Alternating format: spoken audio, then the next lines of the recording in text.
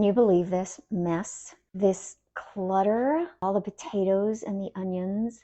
I just can't deal with it. This is just a major pet peeve of mine, a disorganized, cluttered countertop. So I am going to change that. Ta-da! Here's the aftershot.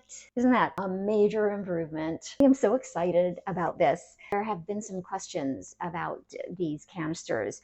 One of them was asking about the size of the holes. Somebody has said that it's about the size of a dime. It's not. It's smaller than a dime.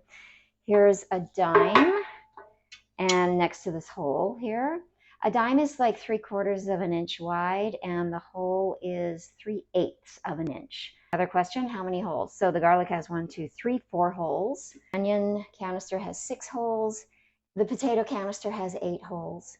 People have said that there's concern about the onion, the size of the onion canister, that it doesn't fit many onions, and this is true. But I have a fix for that. Let's take a look here. First, we've got the potatoes. This is a generous amount. Little bag of potatoes, in addition to this huge bag of potatoes. And in addition to that, I have 2 giant onions.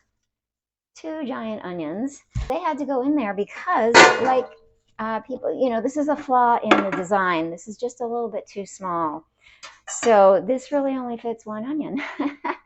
If you put another one in there, see, it's on top, and then you can't put the lid on. And then I have my garlic. I don't have any garlic right now, but it has a nice seal. All the lids fit really nicely. I think it's really cute. I love it, and it solves my whole issue with just piling potatoes and onions in the corner on my counter here. So I'm very excited about this purchase.